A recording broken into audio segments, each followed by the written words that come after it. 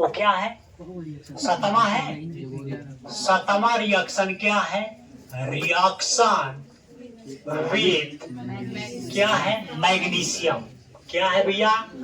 Magnesium. Magnesium मतलब क्या है? मैग्नीशियम मतलब क्या होता है? Mg। अब देखिए वेरी वेरी इंपॉर्टेंट, ये एक वैज्ञानिक है, वो वैज्ञानिक ने अपने नाम पर इसे रखा था। उस वैज्ञानिक क्या है? थोड़ा सा ध्यान दीजिएगा। ग्रिगनार्ड। ग्रिगनार्ड रिएजेंट, जिसको हिंदी में कहते हैं क्या? ग्रिगनार्ड अभिकर्मक। अभिकर्मक थोड़ा सा ध्यान दीजिएगा, ये थोड़ा सा नेमिंग रिएक्शन के अंतर्गत आता है। वैज्ञानिक है ग्रिगनार्ड अभिकर्मक, वही इस रिएक्शन को दिया था। ग्रिगनार्ड नाम का वैज्ञानिक ने इसको दिया था, इसीलिए इसको ग्रिगनार्ड रिएजेंट के नाम से जाना जाता है। अब रुक जाइए, एक ग्रिगनार्ड अभिकर्मक का सूत्र क्या होता है? इसका सूत्र होता है RMGX। पूरी केमिस्ट्री में सिर दर्द करता है, खूब आता है RMGX। देखिए आज स्टार्ट हो गया, देखिएगा हर चैप्टर में, चाहे अल्कोहल हो, एल्डिहाइड हो, कीटोन हो, कार्बोक्सिलिक हो, साइनाइड हो, एमाइड हो, एमीन हो, ईथर हो, कोई भी आप पढ़ोगे ऑर्गेनिक, ग्रिगनार्ड रिएजेंट पक्का आएगा, पक्का वो आएगा। अब देखिए ग्रिगनार्ड रिएजेंट का फॉर्मूला क्या होता है? RMGX। अब देखिए R की जगह पर आप ले सकते हो क्या? CH3, ले सकते हैं C2H5, ले सकते हैं C3H7, ले सकते हैं C4H9, ले सकते हैं C5H11। यक्स की जगह पर क्या लोगे? यक्स की जगह पर fluorine, chlorine, bromine, iodine. Clear हो गया? अब थोड़ा सा आप ध्यान दो, यहां पर हम लेंगे क्या? इस पॉइंट को ध्यान देना। अब देखिए हम ले लिए क्या? CH3Cl। कोई भी RX ले सकते हो आप। हम ले लिए क्या? CH3Cl। हम C2H5 Br भी ले सकते हैं, C3H7I भी ले सकते हैं, C4H9 F भी ले सकते हैं। कुछ भी हम ले सकते हैं, कुछ भी, लेकिन वो क्या होना चाहिए बेटा? RX होना चाहिए। क्लियर हो गया? अब इसका हम रिएक्शन करा दे किससे? मैग्नीशियम से। ध्यान दीजिएगा, इसका नाम क्या हो जाएगा? मेथिल। क्या हो जाएगा भैया? क्लोराइड। इसका नाम क्या हो जाएगा? मैग्नीशियम। ये एलिमेंट है हमारा, ये क्या है? एलिमेंट। एलिमेंट मतलब तत्व है। जब इसको हीट करते हैं, थोड़ा सा ध्यान दीजिएगा, हाई टेम्परेचर पर जैसे हीट करते हैं, देखिए इसका रिएक्शन गजब होता है।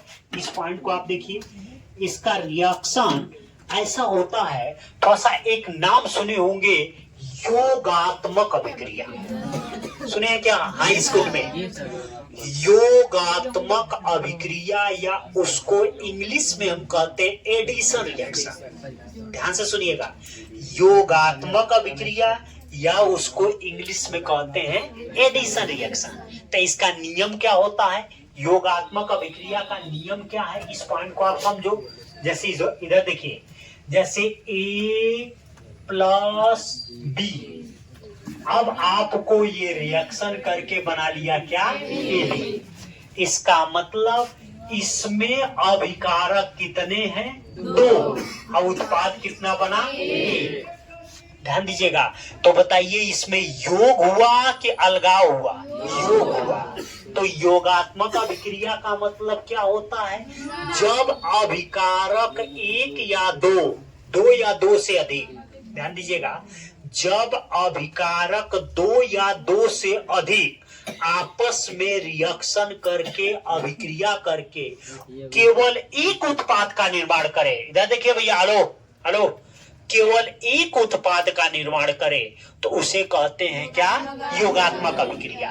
तो इसका मतलब कि ये योगात्मक अभिक्रिया देगा। अब कैसे देगा? देखिए मैकेनिज्म देखिए, HCH, ये क्या हो गया? Cl+ क्या हो गया? Mg। अब थोड़ा सा ध्यान दीजिएगा, मैग्नीशियम की वैलेंसी कितनी होती है? 2। तो इसलिए 2 बॉन्ड बनाएगा। जिसकी जितनी संयोजकता होती है वही वो उतना बॉन्ड बनाता है। जैसे सोडियम की संयोजकता 1 होती है तो 1 बॉन्ड बनाता है। क्लोरीन की संयोजकता 1 होगी तो 1 बॉन्ड बनाएगा। कार्बन की संयोजकता 4 होगी तो 4 बॉन्ड बनाएगा। उसी तरह आपका एल्युमिनियम की संयोजकता 3 होती है तो 3 बॉन्ड बनाएगा। ऑक्सीजन की संयोजकता 2 होती है तो 2 बॉन्ड बनाएगा। क्लियर हो गया? जिस तत्व की संयोजकता जितनी होती है वही उतना वो क्या करता है भैया? बॉन्ड बनाता है। तो इसका मतलब कि ऑक्सीजन कितना बॉन्ड बनाएगा? 2। अरे मैग्नीशियम कितना बॉन्ड बनाएगा? 2। अब देखिए जब इसको हीट करते हैं, थोड़ा सा ध्यान दीजिएगा, तो कार्बन और क्लोरीन के बीच का बॉन्ड खींचता है। फिर से ध्यान से सुनो, कार्बन और क्लोरीन के बीच का बॉन्ड के अंदर खिंचाव होता है। अब आपके प्रश्न दिमाग में ये भी प्रश्न होगा, क्या सर कार्बन और हाइड्रोजन के बीच में खिंचाव नहीं हो सकता है? क्यों नहीं होता है? थोड़ा सा ध्यान दो आप। जब हम रिएक्शन इसको हीट करते हैं तो क्या होता है, कार्बन और क्लोरीन के बीच का बॉन्ड खिंचाव होगा। उसी तरह कार्बन और हाइड्रोजन के बीच का बॉन्ड खिंचाव होता है। लेकिन जिसकी विद्युत ऋणात्मकता जितनी अधिक होती है वो बॉन्ड उतना खींचता है। अब विद्युत ऋणात्मकता क्या होती है? जिसको अंग्रेजी में इलेक्ट्रोनेगेटिविटी कहते हैं। एक अच्छा 11 में आप पढ़कर आए हो। विद्युत ऋणात्मकता क्या होती है? ध्यान से सुनिएगा। किसी यौगिक में उपस्थित एक तत्व दूसरे तत्व के इलेक्ट्रॉन को जितनी शक्ति से अपने तरफ खींचता है वही बल को हम क्या कहते हैं? विद्युत ऋणात्मकता कहते हैं। जैसे एग्जांपल, जैसे किसी बच्चे को हम जितनी शक्ति से अपने तरफ खींचेंगे वो उसकी क्या कहलाएगी? विद्युत ऋणात्मकता कहलाएगी। जैसे एग्जांपल देखिए, इसमें विद्युत ऋणात्मकता क्या है? 0। न ये वाला इसको खींचेगा और न ये वाला इसको खींचेगा। अगर यही खींचकर इधर कर देता, जैसे सपोज करिए ये बॉन्डिंग ऐसे बना है, अगर यही खींचकर इधर कर देता तो विद्युत ऋणात्मकता इसकी क्या हो जाती? अधिक होती। तो इसका मतलब कि जो तत्व, मतलब किसी यौगिक में एक तत्व दूसरे तत्व के इलेक्ट्रॉन को जितनी बल से, जितने फोर्स से, जितनी ताकत से अपने तरफ वो खींच लेता है वही बल, वही शक्ति, वही ताकत उसकी क्या कहलाती है? विद्युत ऋणात्मकता कहलाती है। अब कैसे पता चलेगा कि किस तत्व की विद्युत ऋणात्मकता कितनी अधिक है? तो याद रखिएगा, ये हमको पीरियोडिक टेबल बताता है। इनसे सुनिए, ये हमको पीरियोडिक टेबल बताता है, आवर्त सारणी बताती है कि किसकी विद्युत ऋणात्मकता कितनी अधिक होगी। अब जैसे बाएं से दाएं जाते हैं विद्युत ऋणात्मकता का मान बढ़ता है, लेकिन कहां तक? अब हाइड्रोजन तक। याद रखिएगा, अक्रिय गैस तक नहीं। मतलब अक्रिय गैस का अष्टक क्या होता है? पूर्ण रूप से भरा होता है, इसीलिए न किसी से खींचता है और न किसी को देता है। याद रखिएगा, जिसका अष्टक पूर्ण रूप से भरा होता है वो किसी की जरूरत उसको नहीं पड़ती है। वो खुदे धनवान आदमी है, खुदे वो ऐसो आराम करता है। जब हम गरीब रहते हैं तब ना अमीर के पास जाते हैं, तो वही बात होती है। तो याद रखिएगा, ये बताइए कि कार्बन और क्लोरीन में पीरियोडिक टेबल में कौन सबसे बाएं है? Cl। तो इसकी इलेक्ट्रोनेगेटिविटी ज्यादा होगी ना, तो इलेक्ट्रोनेगेटिविटी ज्यादा होती है तो एक खींचता है। जैसे ही खींचेगा, अथवा से देखिएगा, इसके अंदर खिंचाव होगा। इस पॉइंट को देखिए, इसके अंदर क्या होगा? खिंचाव होगा। जब खिंचाव होगा तो देखिए ये रिएक्शन होगा, ये हो गया यच, ये हो गया यच। अब बॉन्ड खींचकर ये हो गया आपका क्या? Cl। ध्यान दीजिएगा, अब पा जाता है मैग्नीशियम मौका, और उस मौका का बेटा वो फायदा उठाता है।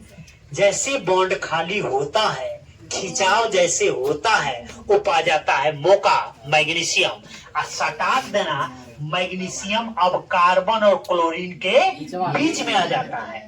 ध्यान दो, बहुत शानदार रिएक्शन हम बताने जा रहे हैं।